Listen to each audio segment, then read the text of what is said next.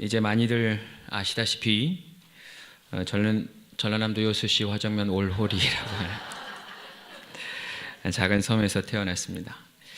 그래서 그런지 바다가 참 좋습니다. 누군가 저에게 산이 좋냐, 바다가 좋냐라고 물어보면 저는 한순간도 고민하지 않고 아마 바다가 좋습니다라고 이야기할 거예요. 어린 시절부터 저는 바다가 좋은 친구가 되었습니다. 우리가 흔히 부르는 동요가 있죠.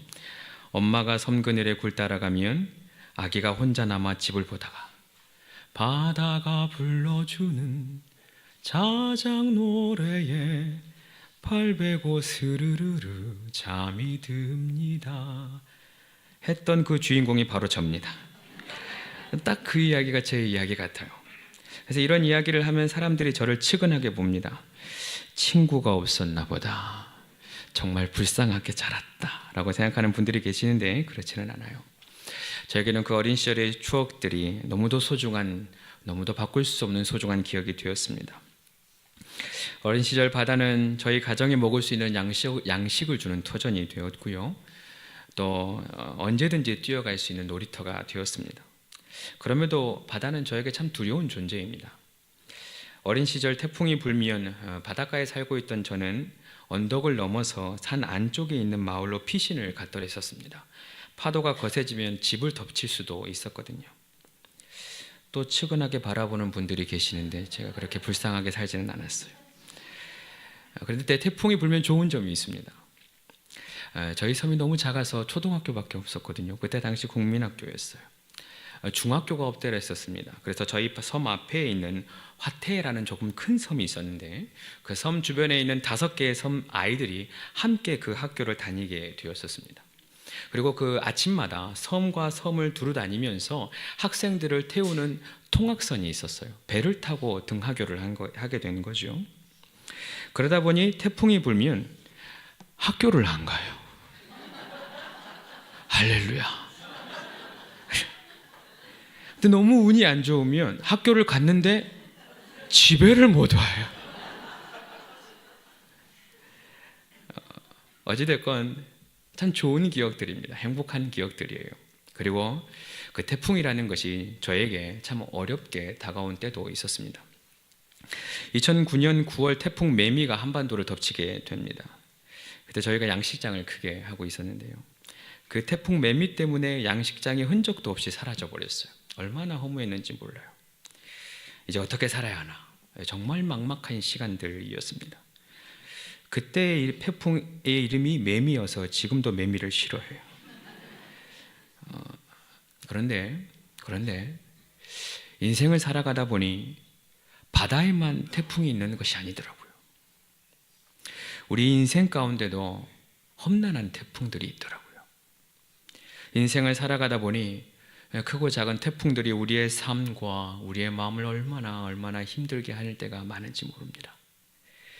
우리 중에는 원치 않은 질병으로 인하여서 병상에 누워서 새해를 맞이했던 분들이 계십니다.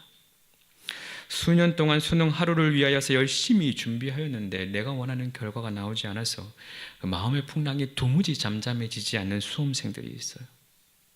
수없이 취업의 문을 두드려 보았는데 도무지 열리지 않는 그 문 때문에 낙심하고 포기하고 싶은 청년들이 있거든요. 새해는 밝아왔는데 내일에 대한 희망보다 어떻게 하면 오늘 하루를 견뎌낼 수 있을까? 어떻게 하면 오늘 하루를 버텨낼 수 있을까? 이 생각으로 가득한 분들도 계십니다.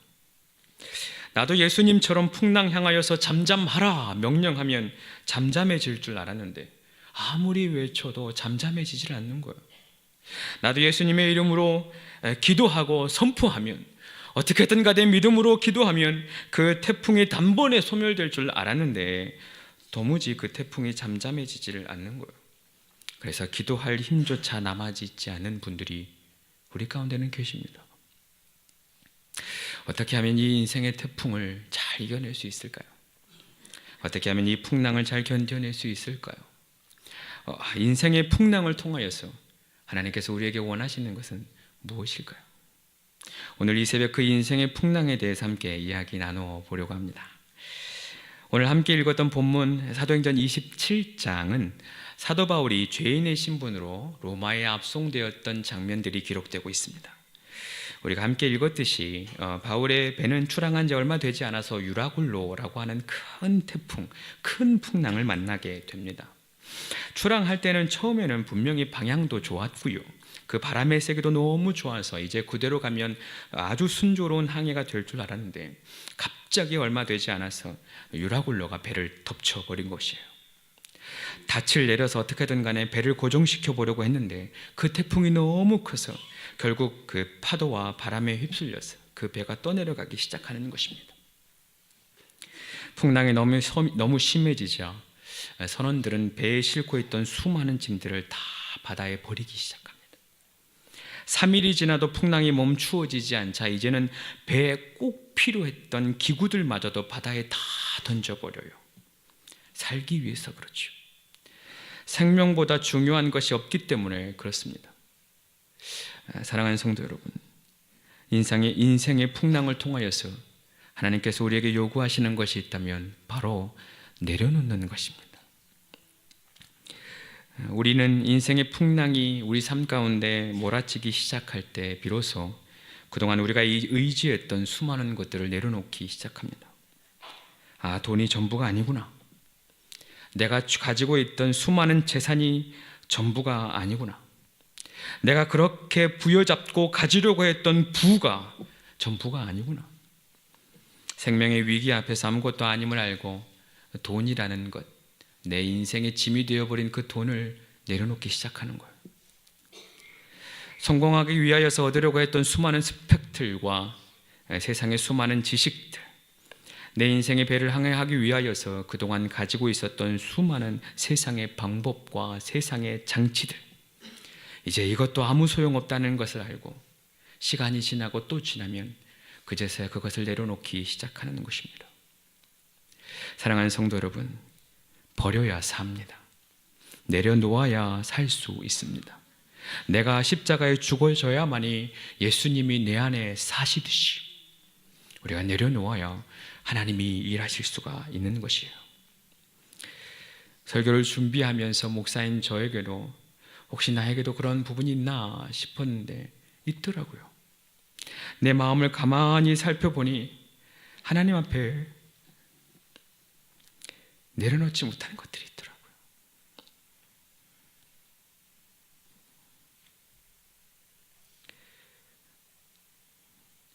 제 자신에게도 인간의 욕심이 있어요. 사람에게 잘 보이고 싶은 욕심도 있고요. 내 열심으로 이루고 싶은 마음도 있고 인정받고 싶은 마음도 있더라고요. 하나님 다 가져가도 이것만은 안 됩니다 하는 것들이 있었어요. 하나님이 분명히 내려놓으라 사인을 주시는데 그건 너무 아까워서 못 내려놓는 내 자신을 보았습니다. 그건 놓치면 죽을 것 같고 그건 놓치면 더 이상 기회가 없을 것 같아서 놓지 못하고 아둥바둥 살아가는 그 모습을 제 삶 가운데서도 보게 되었습니다. 사랑하는 여러분, 여러분은 무엇을 붙잡고 계십니까? 여러분을 놓기 싫은 그것은 무엇입니까? 여러분이 버리지 못하고 붙들고 있는 것, 그건 무엇입니까? 오늘 이 새벽 그것을 내려놓으십시다. 하나님 한 분이면 충분합니다. 오늘 이 새벽 세상의 모든 것, 내가 쥐고 있던 것 다 버리십시다. 하나님 한 분이면 충분합니다. 과감히 그 예수님의 십자가 앞에 던져 넣으십시오. 내려놓으면 채워주십니다. 버리면 더 좋은 곳으로 넘치게 하실 것입니다. 내가 잡고 있던 세상의 것 놓으면 하나님이 친히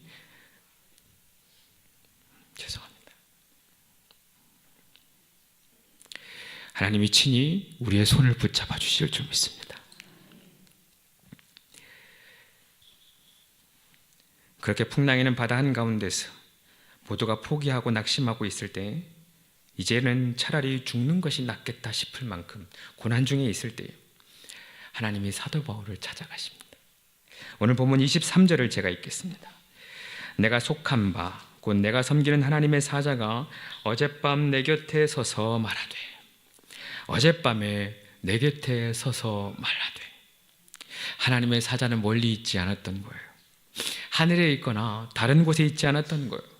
고난당하는 사도 바울의 그 바로 곁에 계셨던 것이죠. 사도 바울은 내 곁에 서서 말씀하시는 그 하나님을 만나고 다시 일어설 수 있었습니다. 내 곁에 서서 말씀하시는 그 하나님의 말씀을 붙들고 다시 회복할 수 있는 힘을 얻게 되었습니다. 사랑하는 성도 여러분, 기억하십시오. 하나님은 인생의 풍랑을 통하여서 우리를 만나길 원하십니다. 나를 만나기를 원하십니다. 여러분 중에 혹시 고난 중에 계신 분이 계시다면 우리 주님이 그곳에 같이 거하실 것입니다. 그 고난으로 인하여서 힘들고 어려운 분들이 있다면 우리 하나님 더욱 그곳에 거하여 주실 것입니다. 시편 139편 7절과 10절은 이렇게 기록합니다. 내가 주의 영을 떠나 어디로 가며 주의 앞에서 어디로 피하리까? 내가 하늘에 올라갈지라도 거기 계시며 수월에 내 자리를 펼지라도 거기 계시니이다. 내가 새벽 날개를 치며 바다 끝에 거주할지라도 거기서도 주의 손이 나를 인도하시며 주의 오른손이 나를 붙드시리이다. 할렐루야. 하나님은 결코 우리를 버리지 않습니다. 하나님은 결코 우리를 떠나지 않으십니다. 하나님은 결코 우리를 포기하지 않으십니다. 오히려 고난 중에 우리 곁에 당당히 서 계십니다. 그래서 우리가 앞에서 찬양했듯이 주의 영원하신 팔 함께 하사 항상 나를 붙드시니, 항상 나를 붙드시니 우리가 요동하지 않을 수가 있는 것이죠. 한 번 더 찬양해 볼까요? 주의 영원하신 팔 함께 하사 항상 나를 붙드시니 어느 곳에 가든지 요동하지 않음은 주의 팔을 의지함이라. 할렐루야. 사랑하는 성도 여러분, 내 곁에 계신 하나님을 만나시길 바랍니다. 지금도 내 곁에 서서 나를 기다리시고 나를 바라보시는 그 하나님을 만나시기를 바랍니다. 그 곁에 계신 하나님께서 우리의 기도를 들으시고 친히 응답하여 주실 것입니다. 그렇게 한밤중에 나타난 천사는 사도 바울에게 이렇게 이야기합니다. 24절을 제가 읽겠습니다. 바울아, 두려워하지 말라. 내가 가이사 앞에 서야 하겠고 또 하나님께서 너와 함께 방해하던 자를 다 내게 주셨다라고 이야기합니다. 무슨 말입니까? 하나님께서 분명히 바울을 가이사 앞으로 인도하여 내실 것이고 항해하던 모든 자들도 바울에게 주실 것이라고 약속해 주시는 것입니다. 그리고 이 말씀을 붙들고 사도 바울이 배에 있는 모든 사람들을 모아서 같이 외치기 시작하는 것입니다. 25절 말씀을 같이 읽기를 원합니다. 25절 시작. 그러므로 여러분이여 안심하라. 나는 내게 말씀하신 그대로 되리라고 하나님을 그러므로 여러분이 안심하라. 나는 내게 말씀하신 그대로 되리라고 하나님을 믿노라.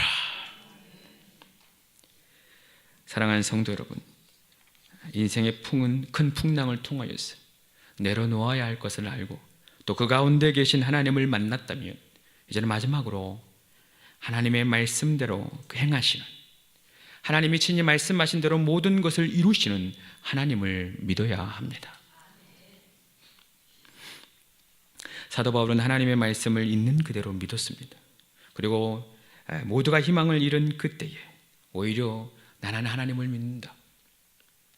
나는 하나님을 믿노라. 나는 하나님을 믿노라. 담대히 선포하였습니다. 하나님은 지금도 우리에게 이 믿음의 고백을 원하고 계셔요. 우리가 세상을 향하여서 이 당당한 신앙 고백을 외치는 것을 보기를 원하시는 것입니다. 지난 감사특밤 미래학자 최현식 목사님께서 한국교회의 위기 그리고 우리 사회의 위기에 대하여서 불확실한 미래에 대해서 이야기했던 시간이 있습니다. 기억나십니까? 세상이 급변하고 있고 그 때문에 지금에 가진 모든 자원들과 기술들이 아무것도 아닌 세상이 곧 오게 될 거다. 금융위기는 계속될 것이고 지금 성장하는 기업들 그리고 산업들조차도 곧 그 미래를 알 수 없는 날이 곧 올 것이다. 큰 위기가 분명히 닥칠 것이다. 이야기를 하더라고요. 자세한 데이터와 여러 가지 자료들을 통하여서 그것을 듣고 있노라니 제 마음 가운데 너무 마음이 답답해졌어요. 그래서 어떻게 하라는 건가? 그래서 우리는 무엇을 해야 하는 건가? 답답해지더라고요. 집회가 끝나갈 때 제 마음은 더욱더 무거워졌어요. 그래서 어떻게 하라는 것인가? 말씀이 맞춰지고 늘 그랬듯이 위임 목사님께서 올라가셔서 이런 말씀을 하셨어요. 기억하시는 분 계십니까? 없으면 제 마음대로 해도 될 것 같으니까 제가 이런 말씀을 하셨어요. 모든 것이 다 변해도 변하지 않는 것이 있다. 모든 것이 다 없어져도 영원한 것은 있다. 그것은 바로 믿음과 소망과 사랑이다. 믿음과 소망과 사랑 이 세 가지는 항상 있을 것이라고 우리 주님 말씀하셨다. 영원한 것에 집중하자. 영원한 것에 집중하자. 세상의 송두리째 변하여도 내가 가진 것이 다 쓰레기가 되어지고 내가 쌓은 것이 한낱 휴지 조각이 되어도 세상에 아무리 희망이 없다고 이야기하고 미래가 암담하다 이야기하여도 하나님을 향한 믿음과 소망과 사랑은 영원하다. 제 마음이 너무 시원해지더라고요. 함께 하나님을 믿으십시다. 함께 하나님을 소망합시다. 함께 하나님을 더욱 사랑하십시다. 외치는데 너무너무 마음 가운데 확신이 들었어요. 그래, 이거다. 그래, 이것이다. 사랑하는 성도 여러분, 도무지 희망이라고 찾아볼 수 없는 상황 때문에 답답하신 분 계십니까? 지금 내게 닥쳐온 풍랑과 태풍 때문에 두려운 분 계십니까? 믿음 가지고 당당히 서시기를 바랍니다. 풀은 마르고 꽃은 시들어도 우리 주님의 말씀은 영원히 섭니다. 영원하신 하나님의 말씀을 믿으시길 바랍니다. 그 말씀대로 행하실 하나님을 믿으시길 바랍니다. 사랑하는 성도 여러분, 지금 여러분을 공격하는 태풍은 무엇입니까? 지금 여러분을 힘들게 하는 그 풍랑은 무엇입니까? 지금 여러분을 어렵게 하고 두렵게 하는 인생의 유라굴로가 있다면 무엇일까요? 그것이 무엇이든지 상관없이 그 태풍을 향하여 당당히 선포하시길 바랍니다. 나는 나를 살리신 하나님을 믿노라. 나는 나를 구원하실 하나님을 믿노라. 나는 나를 회복시키시고 우리 가정을 살리실 하나님을 믿노라. 나는 말씀대로 풍성한 삶을 주실 하나님을 믿노라. 나는 말씀대로 합력하여 선을 이루실 하나님을 믿노라. 당당히 선포하는 저와 여러분이 되기를 축복합니다. 믿음대로 놀라운 역사를 경험하게 될 줄로 믿습니다. 말씀을 마무리하면서 사도 바울이 그 모든 사람들을 모아놓고 했던 그 말씀을 동일하게 저도 여러분에게 드리고 싶습니다. 아무리 큰 풍랑이 다가올지라도 여러분 안심하십시오. 저는 하나님이 우리에게 말씀하신 그대로 되리라고 하나님을 믿습니다. 사랑하는 난소망의 성도 여러분, 어떤 풍랑이 다가올지라도 어떤 어려움이 다가올지라도 안심하십시오. 저는 우리 하나님이 우리를 버리지 않고 우리 곁에 서서 우리를 도우시고 우리에게 힘 주시는 하나님이심을 믿습니다. 여러분의 삶의 자리 가운데, 여러분이 기도하고 있는 그 자리 가운데 그 곁에 서서 말씀하시고 그 말씀대로 이루실 하나님을 신뢰합니다. 같이 기도하겠습니다.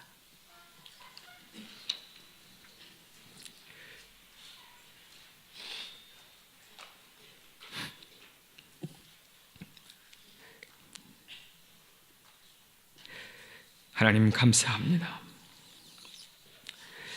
우리의 인생 가운데 좋은 일만 가득하면 좋겠다마는 그럼에도 불구하고 고난 가운데 오히려 주시는 하나님의 은혜가 있음을 감사하며 찬송합니다. 우리에게 인생의 풍랑을 허락하시고 세상의 헛된 것을 내려놓게 하시고 오직 하나님만 붙들게 하시니 참으로 감사를 드립니다. 우리에게 인생의 풍랑을 통하여서 그 가운데 함께 하시는 하나님, 내 곁에 서서 여전히 나를 붙드시는 하나님을 경험하게 하시니 감사합니다. 하나님, 우리의 믿음 없음을 긍휼히 여기사 우리에게 믿음을 더하여 주시옵소서. 세상의 풍랑과 태풍으로 인하여서 위축되는 것이 아니라 나와 함께 하시는 하나님으로 말미암아 당당하게 일어서는 우리 모두가 되게 하여 주시옵소서. 내게 말씀하신 하나님, 그 말씀대로 이루신 하나님을 믿는 믿음으로 당당히 일어서게 하여 주시옵소서. 오늘 이 새벽이 그러한 새벽 될 줄로 믿습니다. 그 말씀 붙들고 올 한 해 살아갈 때 놀라운 하나님의 역사, 말씀대로 이루시는 역사, 믿음의 역사가 모든 기도하는 자의 삶의 자리 가운데 풍성이 있어질 줄로 믿습니다. 그렇게 역사하시 우리 하나님을 찬송하며 예수님 이름으로 기도드립니다. 아멘. 이제는 우리 주 예수 그리스도의 은혜와 하나님의 크신 사랑과 성령의 교통하심이 인생의 고난 가운데 지금도 오직 하나님만 붙들고 하나님 내게 힘 달라고, 하나님 내게 믿음을 더하여 달라고 기도하며 외치며 다시 한번 일어서기를 원하는 사랑하는 한소망의 모든 성도들과 그 가정과 삶의 자리 가운데 지금으로부터 영원까지 함께하옵기를 간절히 축원하옵나이다. 아멘.